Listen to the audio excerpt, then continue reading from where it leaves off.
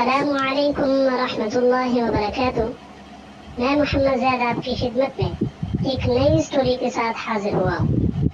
Story شروع کرنے سے پہلے میرے چینل کو ضرور سبسکرائب کر لیں تاکہ ہر نئی دلچسپ سٹوری آپ کو بر وقت مل سکے۔ آئیے چلتے ہیں کلاس روم میں۔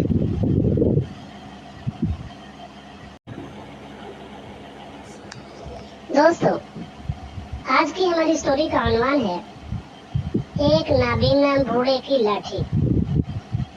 اسکول سے چھٹی ہوئی تو سب بچے باہر کی طرف بھاگے۔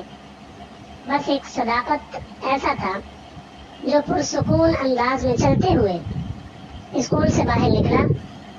وہ دوسرے بچوں کی طرح دوڑ بھاگ کر اسکول سے نہیں نکلتا تھا۔ اسکول سے باہر اسے ایک بوڑھا کھڑا نظر آیا۔ وہ پریشانی کے عالم میں ادھر ادھر چہرہ گھما رہا تھا۔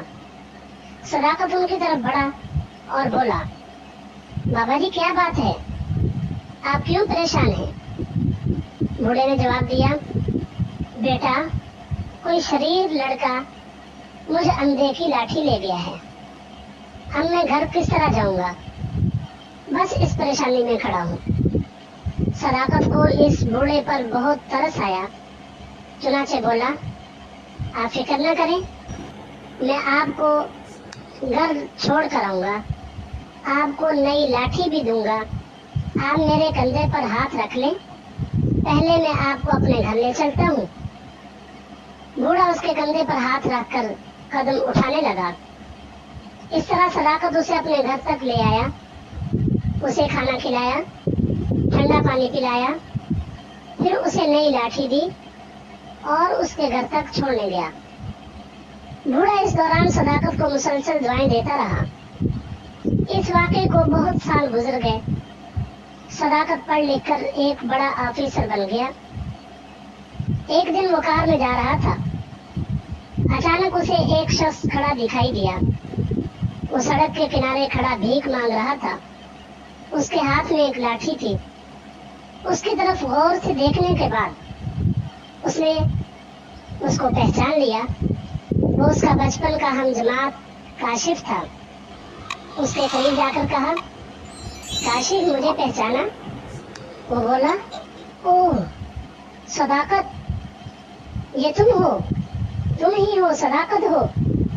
ہاں میں صداقت ہوں، مگر یہ میں تمہیں کس حال میں دیکھ رہا ہوں، تم اس حال کو کیسے پہنچے؟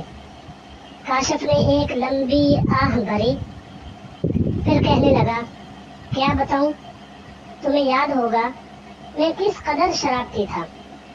ایک دن میں نے ایک اندھے کی لاٹھی چھین لی تھی، وہ مجھے بددعائیں دینے لگا، اللہ کرے تو بھی مجھ جیسا ہی ہو جائے، لاٹھی کے بغیر چل نہ سکے۔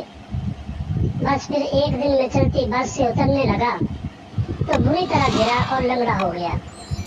پھر میرے حالات بھی بدتر ہو گئے، اب بھیک مانگتا پھر رہا ہوں۔ صداقت کو ایک جھٹکا لگا۔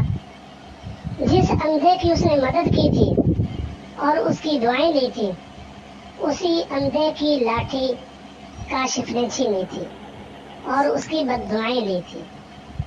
چند لمحے وہ پھٹی پھٹی آنکھوں سے اسے دیکھتا رہا، پھر بولا، آؤ کاشف، میرے ساتھ چلو، میں تمہارا علاج کراؤں گا اور تمہیں اپنے پاؤں پر کھڑا ہونے میں مدد دوں گا، آؤ۔ وہ اس کو ساتھ لے گیا۔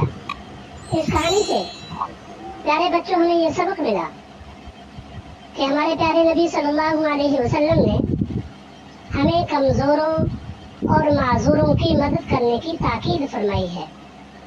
ان کی مدد کرنے سے اللہ خوش ہوتے ہیں اور ہمارے ہر کام میں اللہ تعالیٰ ہماری مدد فرماتے ہیں۔ تو اس لیے کمزوروں کی، معذوروں کی، لاچاروں کی ہمیشہ مدد کرنی چاہیے۔ دوستو، آج کی ویڈیو اچھی لگی ہو تو ویڈیو کو لائک اور شیئر ضرور کریں۔ ملتے ہیں ایک نئی سٹوری کے ساتھ۔ اپنا بہت زیادہ خیال رکھیے گا۔ اللہ حافظ۔